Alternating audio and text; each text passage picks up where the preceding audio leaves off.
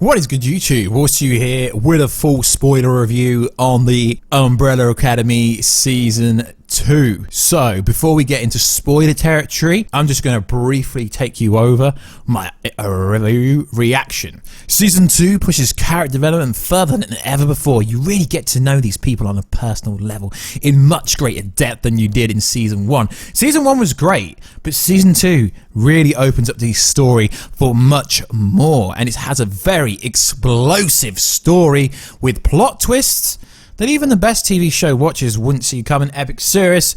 That is what your boy WarStew tweeted on Twitter, or WarStewG. So if you are new around here, make sure to subscribe to never miss any of the videos. So Umbrella Academy Season 2 comes out today, the day I'm posting this video, but not recording it. Freaking epic. So we got to see this TV show early due to Netflix hooking us up like they always do. So within this video, we're going to break down what happened in this TV show. We're going to break down the ending, and we're going to tell you how it sets up Season 3. But before we do that, we're going to briefly recap you of what happened in the finale of the last episode of the first season. So, the full squad, pretty much, all 5 of them, attack Vanya from different positions, and she handles them easily because she's the most powerful Pokemon or the most powerful character in this TV show. And she holds them, suspends them in air with tentacles of light, slowly choking them to death. Allison appears behind Vanya, pointing a gun at the back of her head, but cannot bring herself to kill her sister because, remember, they're all technically kind of Hargreaves, I guess. Instead, she fires the gun right next to Vanya's ear, disturbing her hearing and her powers, causing her to fall to the ground unconscious. The Umbrella Academy briefly celebrate having stopped the apocalypse, or at least we all thought. But once again, their celebration proves to be premature, a bit like something else. As she fell, Vanya fired a beam of energy through the glass dome, the ceiling at the moon, causing it to crack open and hurl meters towards the earth, along with one massive chunk of a rock. Realizing they failed again, 5 says that there's really only one way for them to survive the apocalypse, by jumping through a time with him. Given the lack of options, the others agree to do it, and they all hold hands, with Luther holding Vanya's unconscious body as the time portal ripples across and through them. They de-age in the same way that 5 did, becoming children again before vanishing. Hazel also escapes the apocalypse using the briefcase that was stashed in a vent at the hotel. However, everyone else, Cha-Cha-Cha included, is killed by the fallen meteors. So that's set up for an epic Season 2. Just in case you bothered, if not, I'll leave a timestamp at the start of the video telling people to move across. So what are the powers of the Umbrella Academy, just to give you a briefly update and recap you. So Luther is number 1, the space boy. He has super strength. Diego, number 2, object manipulation and accuracy. Allison, number 3, powers of manipulation. Klaus, I probably said that wrong, maybe. Number 4, communicates with the dead. Number 5, we still don't know his name. He can jump through time, but he can't calculate it very good. That's how they ended up in 1963 in the first place. He's essentially an assassin as well. And Ben, number 6, can essentially do transformation into monsters, which is pretty cool. And Vanya has the ability to control sound waves. She's number 7. And so much more. So this season takes place in 1963 in Dallas, Texas, USA. And it is set a mere days before the assassination of JFK. It's a pretty interesting storyline, and it's actually nothing like you think that's coming when you watch the trailer. Literally nothing like this. So we're briefly going to go through parts of what happened in season, then we're going to get to the end and explain and how they've set up Season 3, I guess. So throughout the season, each member gets a meaningful character arc which further pushes their storyline forward, and you get to know why they acted the way they acted in Season 1, Season 2, and most likely Season 3. So Luther is a bodyguard working for Jack Ruby when we first see him. He's essentially a bodyguard stroke boxing fighter who, destroys everyone because he's got superpowers. It's pretty obvious that they saved a lot of money in this season by having him have clothes on rather than having, you know, his clothes out when they've got to add some special effects to him and essentially make him look a lot bigger than he is. So this is a very big spoiler, but I think we should get right into it. The Handler is back in a massive way. Now, I don't know if I'm going to say his name right. Layla Pitts, who essentially is Diego's on and off girlfriend. He meets her in a asylum, in a mental institute, so to speak, and she turns out to be a secret spy who gets bested by 5, but then really it's one big cover up because she can actually take out everyone. She's really working against him, and she's working with the Handler, but the Handler really killed her family and manipulated her from when she was a child. But right at the end, there's a pretty cool scene where she can essentially, it looks like, they never really explain the powers properly. It looks like she's going to become part of the team in next season, but it looks like she can essentially absorb their powers if she can see them, although in the TV show, it's not explained 100%.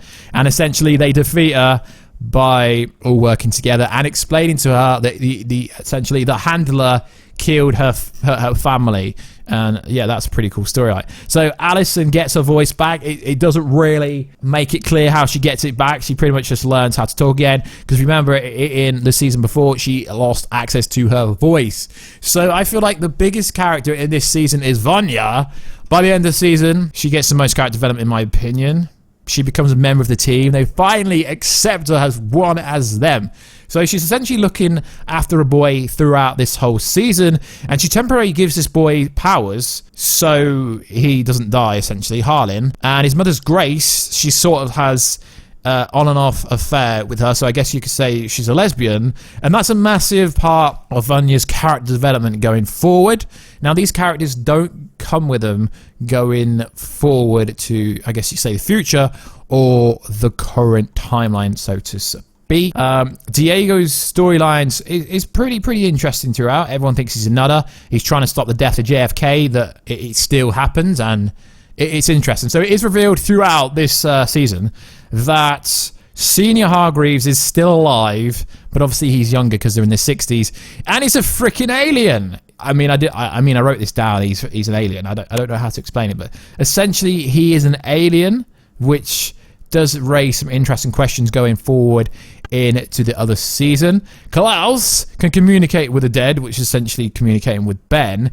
He is like Jesus, so to speak, in this like timeline. He has a whole cult of people that love him, but he's just trying to talk to the person who he had an emotional attachment and an emotional relationship in the previous season, because he meets him before he's going to roll into the army, but he kind of tries to do that anyway. So that's kind of briefly like what's popping up to the current day, supposed to speak, until we get towards the finale. So the finale is pretty cool. So essentially, there's a massive battle between the Umbrella Academy and the Handler and Layla, so to speak. And essentially, what happens is Vanya does a secret skill. She blows everyone up. There's like 400 agents. And then Layla does the exact same thing back because she can absorb the powers. They have a massive fight, and essentially the Handler is exposed for being behind everything, so to speak. And then what happens is this new, I guess you say, member of the Umbrella Academy, because she was technically born the same day as everyone, she like disappears, but essentially they have to go back in time, and 5 can control his abilities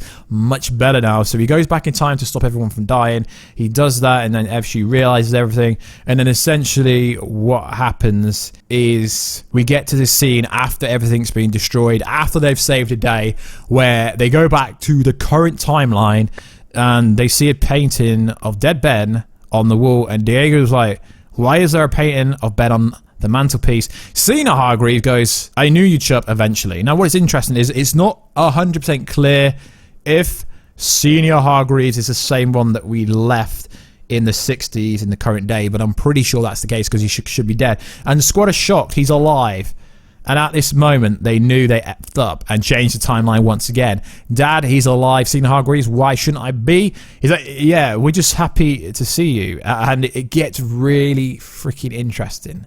It really does. So Senior Hargreaves, this isn't your home. Allison, what are you on about? This is the Umbrella Academy. Wrong again. Senior Hargreaves, this is the Sparrow Academy. Man, random man, Dad, who the hell are these arseholes? Ben, it's Ben. So essentially it tees up the Sparrow Academy, which You don't really get a good look at them, but they do appear to have the same body shape as the Umbrella Academy. So I believe this is the tease for Season 3, and I think it's a pretty strong way.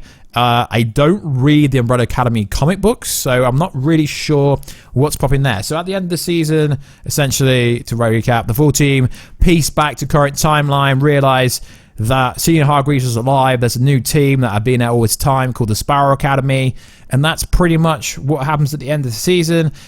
As of the time we're recording this video and writing this, I watched the TV show over a week ago. The biggest mystery for me still isn't what's popping YouTube.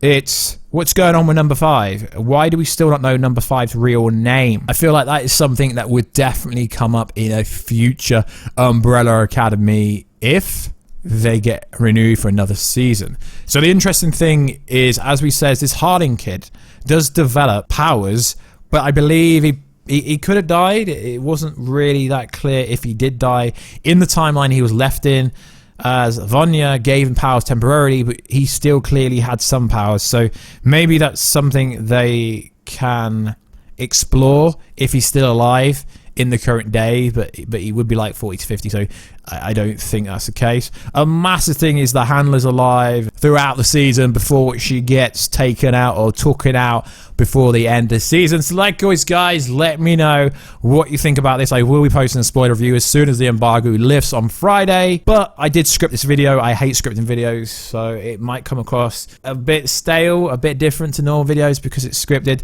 So like always, guys, please like, subscribe, and comment. Get you another video very soon. Catch ya later.